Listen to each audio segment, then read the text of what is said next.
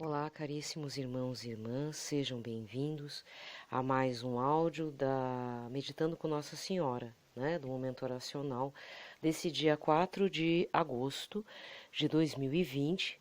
Estamos na 18ª semana do Tempo Comum, só para recordar.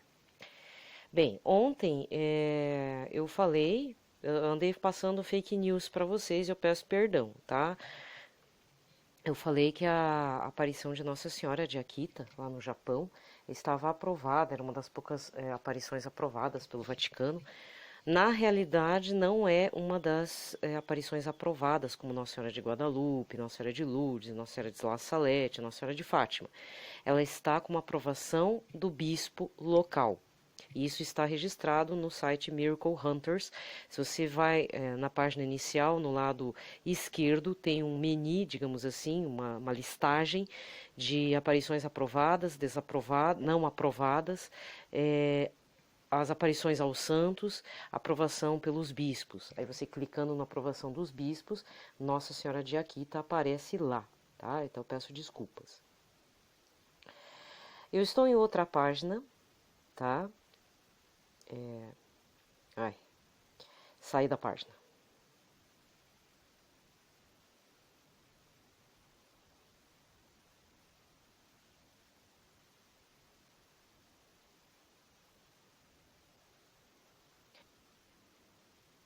Então, lembrando que o site é o www.mgr.org. Esse site, na hora que eu pesquisei Nossa Senhora de Akita Mensagens, eu cliquei nesse link, e nesse link tem um outro link que te leva para uma carta de aprovação que o bispo local da época autorizou a devoção e dizendo que foi uma manifestação de cunho extraordinário. Inclusive, o cardeal Ratzinger também deu o parecer dele, tá? Então, ele tem a aprovação do bispo local, tá certo? E eu vou ler só apenas uma das mensagens hoje, tá? Que é de 13 de outubro de 1973. Se você tem me acompanhado, eu já estou falando das aparições de Nossa Senhora de Akita. A única coisa que eu vou retificar e vou falar mais lá para frente, até doer seus ouvidos, é uma aprovação apenas esta aparição foi aprovada apenas pelo bispo. Ele não tem aprovação como a nível Nossa Senhora de Guadalupe, Nossa Senhora de Lourdes ou Nossa Senhora de Fátima, tá? Eu mesmo levei um susto, né? Então, se você me acompanhou ontem, você viu que eu cometi um lapso terrível. Então, eu estou aqui pedindo desculpas, pedindo perdão. Passei fake news para vocês, tá? O mais importante é que você corra atrás também das mensagens e procure saber sobre esta aparição lá no Japão. Irmã Agnes é uma religiosa japonesa, ela era surda, não ouvia, e depois dessas interlocuções ela foi curada da surdez. Mas havia outras situações de cunho extraordinário que não há explicações, nem científicas nem médicas. Ela apresentou uma chaga, uma ferida na mão esquerda, a irmã Agnes, depois a estátua de Nossa Senhora que tem nessa congregação lá em Akita também, fora que suou bastante, e depois chorou sangue, tá? Então vamos lá. Mensagem de 13 de outubro de 1973. Minha querida filha, escuta o que tenho a dizer-te. Deves contá-la ao teu superior. Depois de um curto silêncio, Nossa Senhora disse: Como já te disse, se os homens não se arrependerem nem melhorarem, o Pai infligirá um terrível castigo a toda a humanidade. Será um castigo maior que o dilúvio, como nunca houve antes. Cairá fogo do céu e aniquilará uma grande parte da humanidade, tanto os bons como os maus, e sem distinguir sacerdotes e nem fiéis. Os sobreviventes encontrar-se-ão em tal desolação que invejarão os mortos. As únicas armas que lhes restarão serão o rosário e o sinal deixado por meu filho. Recita as orações do rosário todos os dias. Com o rosário reza pelo Papa, pelos bispos e pelos sacerdotes. A ação do maligno infiltrar-se-á na igreja de tal maneira que poderemos ver cardeais opondo-se a cardeais, bispos contra bispos. Os sacerdotes que me veneram serão depreciados e os seus confrades se lhe oporão. Igrejas e altares serão saqueados, a igreja ficará cheia dos que aceitam compromissos e o demônio pressionará muitos sacerdotes e almas consagradas para que abandonem o serviço do Senhor. O demônio será especialmente implacável contra as almas consagradas a Deus. Pensar na perda de tantas almas é a causa da minha tristeza. Se os pecados crescem em número e gravidade, já não haverá perdão para elas.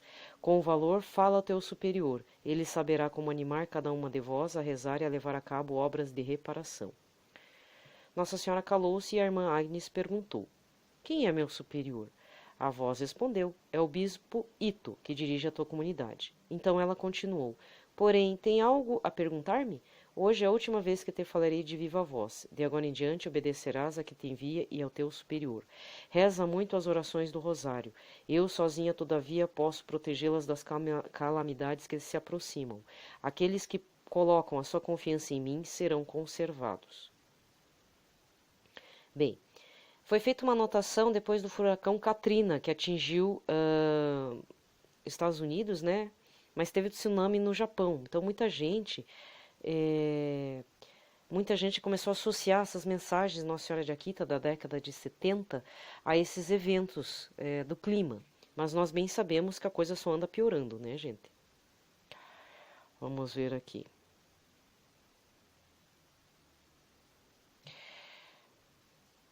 Nossa Senhora foi aparecendo e várias mensagens foram sendo passadas para a irmã Agnes anos a posteriori. A última mensagem foi agora em 2019, que eu já repeti, já falei. Irmã Agnes ficou muito preocupada se deveria ou não falar a respeito disso. No final, ela acabou falando, né? Deixa eu achar aqui que eu já encontrei. Já passo o link aqui. No pt.aleteia.org, aqui. Após 46 anos, vidente de Akita anuncia ter recebido nova revelação, a irmã Agnes. Hoje ela tem 88 anos e experimentou recentemente a cura de um tumor no pescoço e apresenta hoje condições de saúde condizentes com a sua idade. Nossa Senhora de Akita é o título de uma aparição mariana relatada em 73 pela freira japonesa irmã Agnes Katsuko Sasagawa na região de Akita, noroeste do Japão. As mensagens transmitidas a ela por Nossa Senhora enfatizavam a oração e a penitência. Passados 46 anos desde a última mensagem reconhecida pela Igreja como autêntica, a irmã Agnes, hoje com 88 anos de idade, relatou ter recebido uma nova revelação privada no último dia 6 de outubro de 2019, por volta das 3h30 da manhã, e, segundo ela, um anjo lhe apareceu e lhe deu a seguinte instrução. É bom que diga a todos: cubram-se de cinzas e rezem o rosário penitente todos os dias, e você tem de se tornar uma menina e oferecer sacrifícios todos os dias.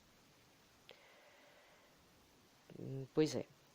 A irmã Agnes diz que ficou em dúvida sobre divulgar ou não a mensagem, mas na Santa Missa de 2 dias depois, a liturgia falava da profecia de Jonas, que pregava o arrependimento mediante os mesmos sinais pedidos pelo anjo. Considerando que a mensagem da revelação privada não contradizia o que Deus mesmo nos pede constantemente, ela resolveu relatar o ocorrido. A mensagem traduzida para o inglês foi difundida nos Estados Unidos pela emissora católica de rádio WQPH, de Massachusetts, que, ao ser questionada sobre a veracidade do relato, emitiu um comunicado oficial para respaldar as fontes que lhe haviam transmitido o texto. Muito bem. E aqui fala que, além dela ter se curado de um tumor no pescoço, a nova revelação caiu como uma bomba na época por conta do sínodo da Amazônia. Aí fica a seu critério, mas para mim, sínodo da Amazônia, nessa altura da vida, é pequeno, perto do que a gente está passando hoje, certo? Então, assim, o site que eu acho que você vai ter caro irmão, mais proveito, é o da www.mgr.org, tá? Onde tem a carta de aprovação, tá? Em espanhol, não, tá em inglês. Diocese de Niigata. E é facsímile, hein? É digitado na máquina de escrever ainda. Caro Frei Herbert. É uma carta aqui do bispo Dom John Joshiro Ito. Vamos ver.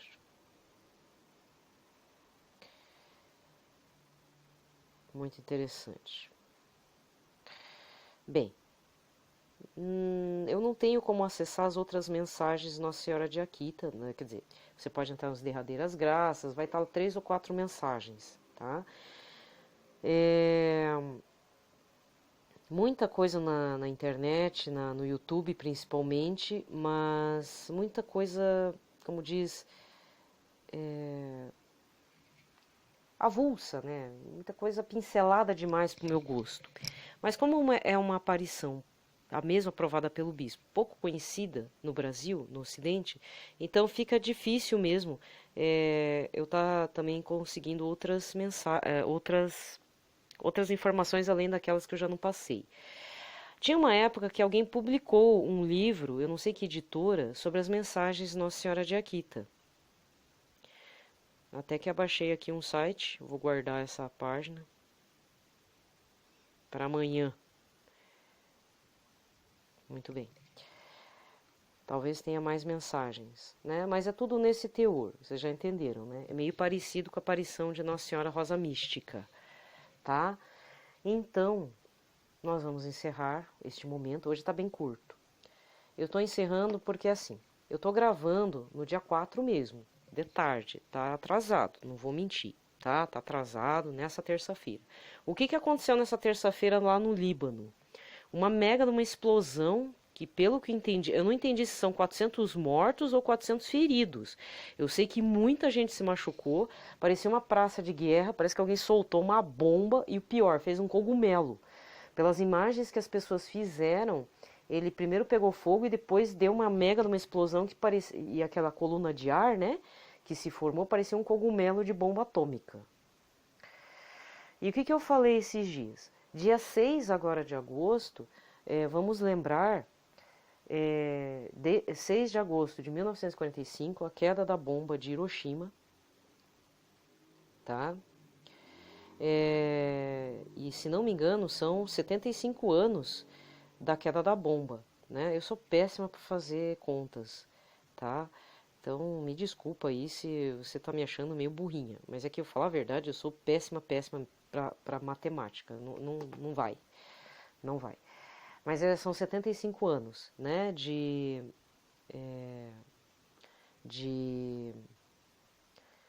da lembrança do fim da guerra, porque o fim da guerra mesmo acontece simbolicamente em dia 6 de agosto de 1945, após a queda da bomba de Hiroshima e Nagasaki, a bomba H, né, bomba de hidrogênio. É uma tristeza isso.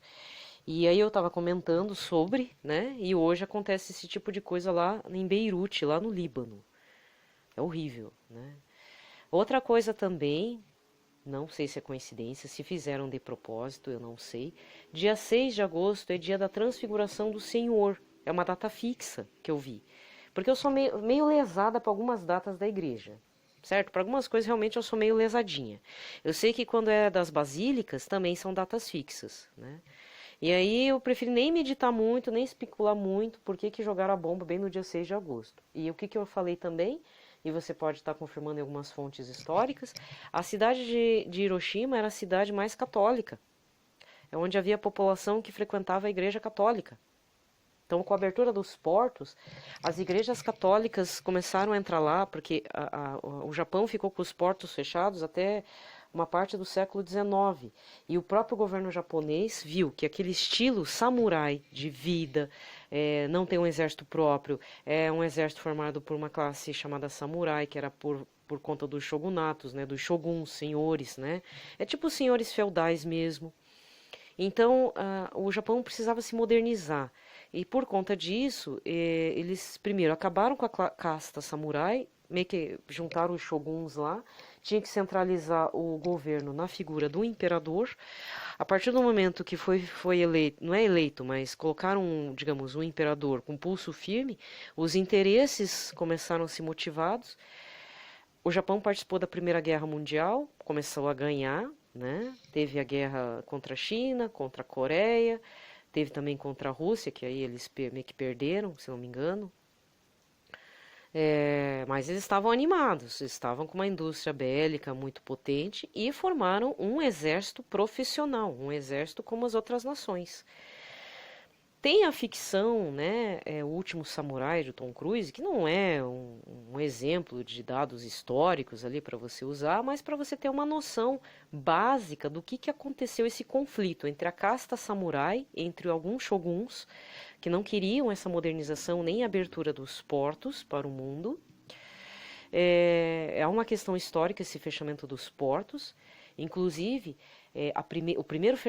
quando se deu o fechamento dos portos lá na Idade Moderna, 1500 e pouco, foi também onde teve os mártires católicos lá do Japão, ocidentais e japoneses. Por quê? Estava acontecendo uma infiltração da religiosidade ocidental que os japoneses não admitiram. Eles estavam vendo que aquilo poderia provocar um perigo e tudo, eles mataram. Então, por questões político-religiosas, porque para um oriental a religião, a crença espiritual nunca está desvinculada do todo, que é o político, social, econômico. Então, eles percebendo isso, eles matam os missionários e qualquer pessoa que tenta colonizar lá, exercer influência, fecha os portos. Depois, na abertura, acontece também esse outro conflito, porque era um país medieval, né? Precisava urgentemente, já estava ganhando algumas guerras, então precisava urgentemente se modernizar, queriam expandir território, porque o Japão é uma ilha, e por conta disso formaram seu exército profissional. Então, se você quiser ter uma pincelada básica, mas não levar em conta toda a questão histórica, eu não acredito que aquele filme O Último Samurai com Tom Cruise seja histórico, mas há pinceladas ali que informam esse conflito, né, como o fim da classe samurai. Ele é contratado, ele é meio que um mercenário, é contratado para formar esse exército ocidental no Japão, no estilo ocidental, com armas de fogo e tal, e cavalo, e motorizado, né, com aviões e canhões e etc. Então você pode estar vendo isso. Mas voltando para eu até me perdi. Por que eu estava falando sobre isso, né? Não, eu estava falando da bomba atômica. Então, aí como os japoneses são meio assim, como eu disse, a religiosidade, a fé deles, a crença espiritual, principalmente na questão shintoísta, budista, de crença de que vão reencarnar, então eles morriam em nome do imperador, porque para eles, naquela época, mas eu vou dizer que em off até hoje, meio que, hoje em dia não, porque eles viraram ateus, né? Não é nem pagãos. É ateus e idólatras do Pikachu e todas essas coisas aradas. Eles não têm religião mais fixa. Eles não acreditam mais nessas coisas do Shinto. Mas o imperador até hoje tem uma carga, a figura da família imperial e do imperador é uma carga de endeusamento, de Deus mesmo. Então, quando eles falavam que morriam, né, você vai ver uns filmes japoneses lá que fala Banzai, Banzai é viva. Então, viva, viva, viva o imperador, o divino imperador. É o divino imperador mesmo, para eles é Deus.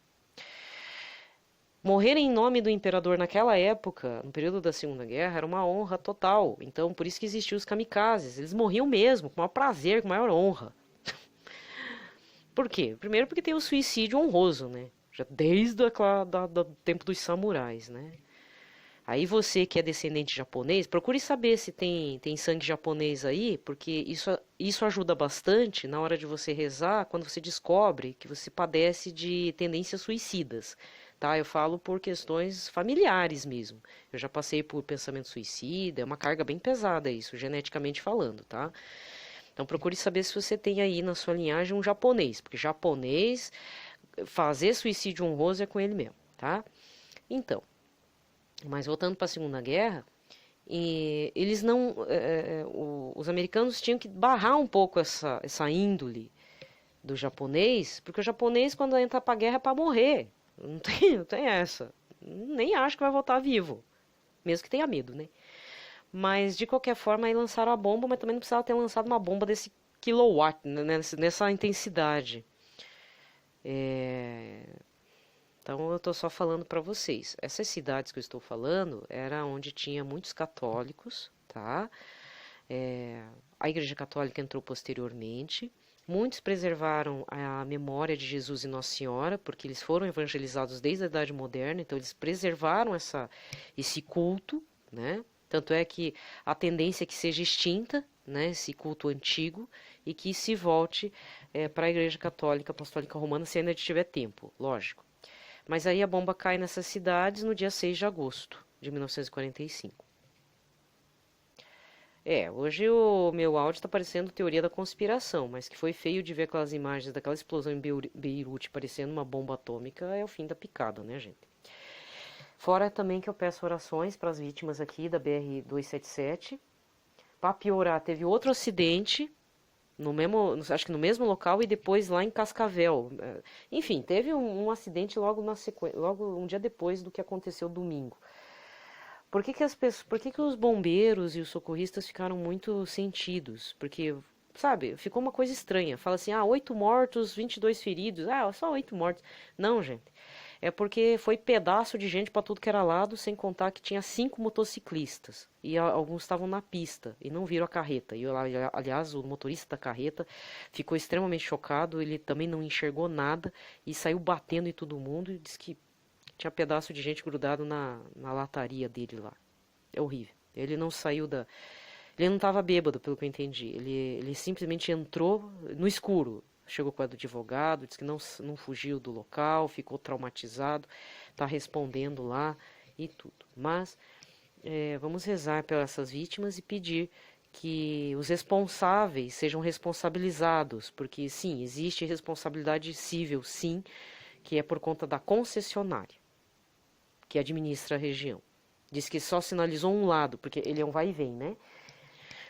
Ele é um vai e vem, e aí diz que um dos lados estava sinalizado, o outro não, sendo que estava 14 dias pegando fogo uma parte meio que um pântano, uma cava lá, estava seco e baita fogo, e aquilo juntou com o nevoeiro, foi fatal. Tá? Então, aqui na região de Curitiba, nós estamos muito, muito sentidos, porque diz que foi, assim, uma coisa horrível de se ver, tá? E fora que teve outros acidentes aí que a gente sabe, né, nas rodovias e tal aqui do Brasil, porque nosso trânsito é extremamente violento, tá? Então, eu termino aqui meu áudio, desejo a todos paz e bem, vamos rezar por todas as vítimas em Beirute, aí na sua cidade, aqui na minha, tá bom? E lembrando que tem gente que não gosta de mês de agosto, né, que fala que é o mês do cachorro louco. Mas a gente não pode colocar a superstição acima de tudo. Vamos rezar por todas as almas e feridos, né? Em todo e qualquer acidente ou tragédia ou terrorismo, né? Não sei o que aconteceu no Líbano, de fato. Não é algo normal. Aquele jeito de explodir eu nunca vi.